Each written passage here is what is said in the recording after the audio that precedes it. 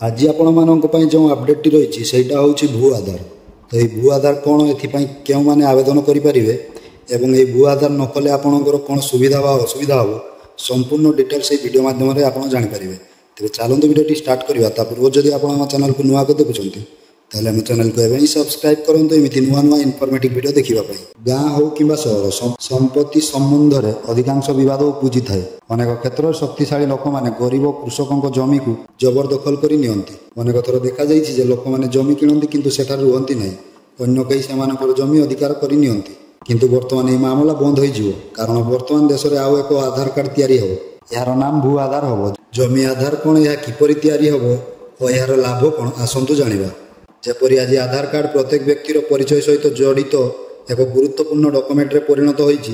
यह बिना कौन गुरुत्वपूर्ण कार्य करा जाई परिबो नहीं। सेहि भली भूमि मध्य भू आधार माध्यम एक स्वतंत्र परिचय पाइब। जमी रेकर्ड और डिजिटाइजेशन अधीन रे साधारण बजेट रे यह प्रस्ताव दिया जाइछि। तुम जमी को एक स्वतंत्र 14 अंक विशिष्ट जमी व्यक्तिगत परिचय नंबर यूपिन दिया जाए। आपण यह जमी आधार नंबर मध्य कहि परिबे। सैटेलाइट जियो टैगिंग अनुसार जमी मैपिंग मध्य करा जिवो। आउरी मध्य भू आधार कार्ड रे जमीर प्रकार विषय रे सूचना रेकर्ड हो। या व्यतीत यह शहरी कि कृषि हो भू आधार कार्ड मध्य रेकर्ड हो। जदि यह गोटे जमी संबंधी प्रमुख तदंत समाधान हो। भू आधार लाभ कौन आसतु जाना। भू आधार माध्यम जमी संबंधी गुरुत्वपूर्ण सूचना केवल गोटे क्लिक रे उपलब्ध हो। जमीर प्रकृत मालिक किए से संबंध में गुरुत्वपूर्ण सूचना मात्र किसी सेकेंड उपलब्ध हो। भू आधार सबुठार बड़ सुविधा होउछि जे आपणकर जमी को कई जबरदखल करि परिबे नहीं। या व्यतीत जमी क्षतिपूरण मामलार समाधान मध्य त्वरान्वित हो। तो भू आधार किपरि तैयारी हो आसतु जाना।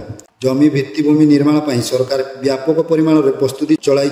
यह संपूर्ण रूपे कार्यकारी करने को 3 वर्ष लगे कहुई। लक्ष्य हासिल पर सरकार राज्य सरकार को आर्थिक सहायता प्रदान करेंगे। भू आधार कार्ड तैयारी करने को आपन को निज अंचल ग्राम पंचायत कार्यालय कि पंचायत समिति सहित जोगाजोग करने पड़ो। भू आधार पर आवेदन करने को तुम जमी सहित जड़ित समस्त डॉक्यूमेंट और जमी मालिकों डॉक्यूमेंट दरकार। यापर आपणकर जमी पंचायत कार्यालय कि पंचायत कमिटी द्वारा जांच करा एथिरे जीपीएस टेक्नोलोजी साहाय्य निया जिवो। जमीर जियो टैगिंग करा जिवो। यापर पंचायत भू आधार कार्ड प्रस्तुत करी आपन को देवे। जमी चिन्हट करने भू आधार कार्ड 14 अंक विशिष्ट परिचय नंबर रेकर्ड हो। यही उपाय तुम जमी एक दृढ़ परिचय पाइब।